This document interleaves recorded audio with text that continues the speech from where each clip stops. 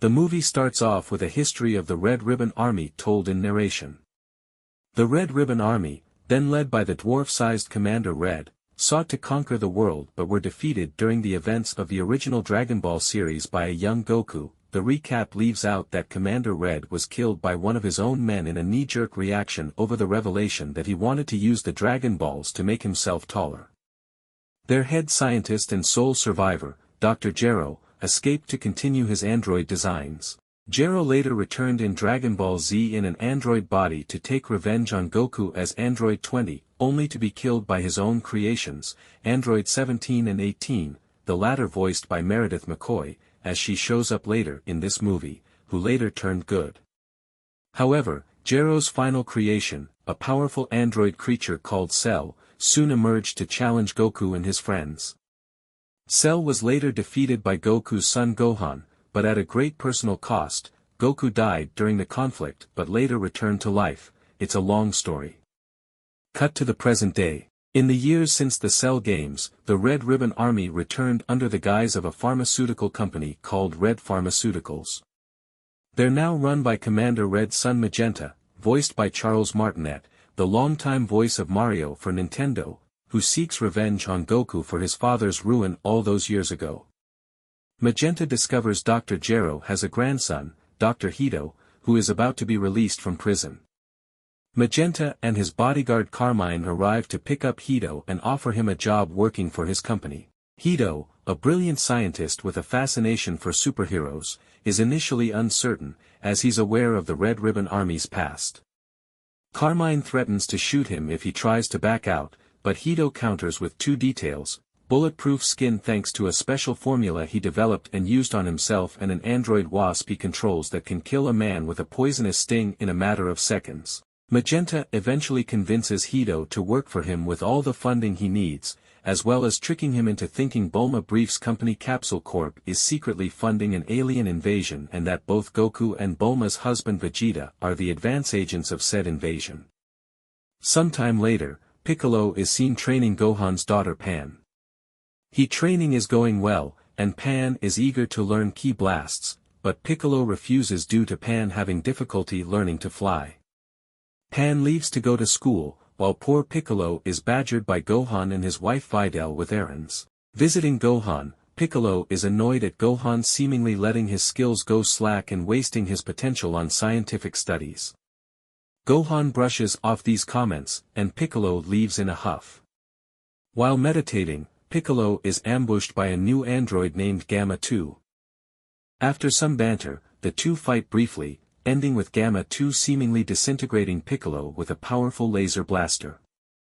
Piccolo secretly escaped the blast unharmed and tails Gamma 2 back to the Red Ribbon Army's base.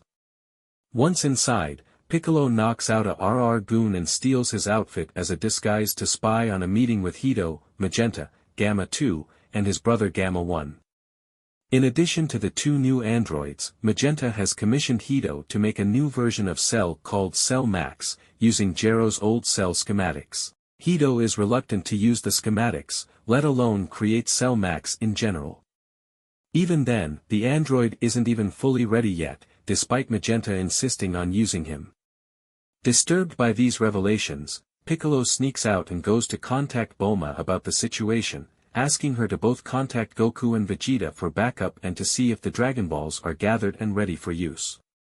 Bulma confirms the latter, as she has been on top of keeping track of the Dragon Balls in order to wish on occasion to keep her looks good, much to Piccolo's annoyance. Piccolo first stops to visit Den to upgrade the Dragon Balls so that Piccolo can wish to unlock his potential, as Den is too young to do it himself. His predecessor Guru was able to unlock Gohan and Krillin's potential on Namek back on DBZ. Meanwhile, out in space, Goku and Vegeta are training on the home planet of Beerus, the god of destruction, and his assistant Wisconsin. With them is the legendary Super Saiyan Broly, who is staying on Beerus planet for safety from Frieza after the events of the last movie, Dragon Ball Super, Broly, and to train to learn how to control his powers. Beerus allows Broly to stay due to having a crush on Broly's friend Chi-Lai. When Vegeta gets annoyed at Goku over how training is being handled, Whis suggests a match between the two, and they fight. During what little we see of the match, We cut twice to Bulma back home, searching for her communicator to contact Whis, complete with a fanservice-wise shot of her thick ass as she's bent over looking for it. She finds it, but Whis doesn't hear it go off due to everyone being distracted. Piccolo arrives, and he and Bulma summon Shenron.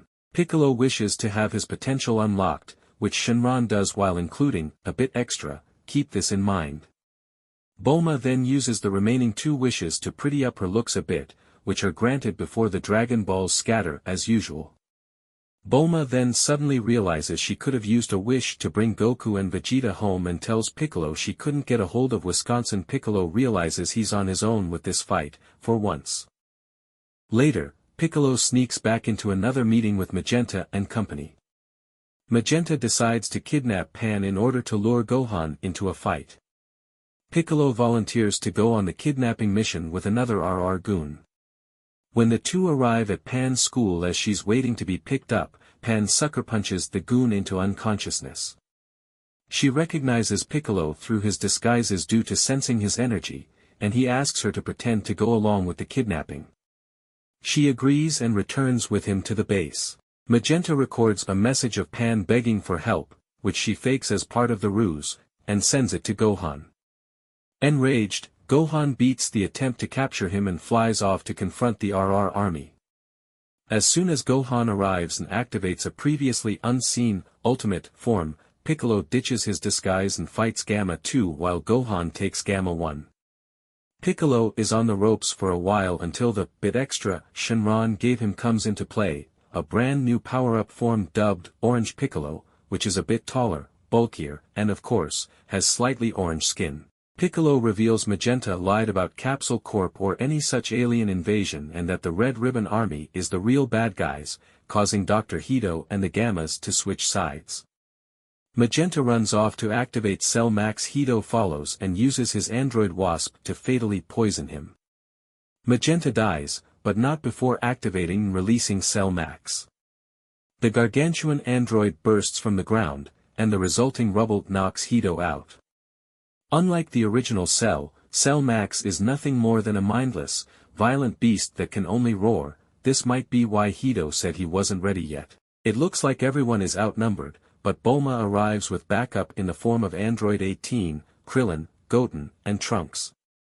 Krillin hangs back to protect Bulma and Pan while everyone gangs up on Cell Max. Cell Max gives them a hell of a fight, while the Gamma revealed that Hito did not include a regenerative ability and his weak point is on the top of his head. Goten and Trunks try to fuse into Gotenks, but the fusion is botched due to not remembering the fusion dance properly. The botched fat form is still able to damage Cell Max's head, which causes Cell Max to go berserk and launch a massive laser attack in retaliation. Pan is nearly hit but is able to activate her flight for the first time in order to get to safety. Gamma 2 launches a suicide attack to try and bring down Cell Max as penance for his earlier actions and dies in the process. However, Cell Max blocks the attack and loses his left arm. Piccolo then comes up with an idea. While still in orange form, he also activates his old, Great Namekian, form, used only once before against Goku at the end of the original Dragon Ball series back when he was still evil, to grow to the same size as Cell Max to try and level the playing field. Unfortunately, Cell Max is able to overpower him, enraging Gohan to the point of activating a brand new form of his own, Beast Gohan, with spiked, long dark hair. This turned out to be part of Piccolo's plan all along, as he gets up and restrains Cell Max long enough for Gohan to hit the weak spot with a supercharged special beam cannon. This finally destroys Cell Max, and everyone evacuates to safety as the enormous android explodes, taking the rest of the Red Ribbon Army base with it. When the dust settles, everyone gets their bearing, with Piccolo reverting back to his normal form. Hito, ashamed of his involvement in the chaos that happened, volunteers to turn himself into the police, but Bulma offers him and Gamma 1 jobs at Capsule Corp in exchange for information on his skin formula in order to use for herself.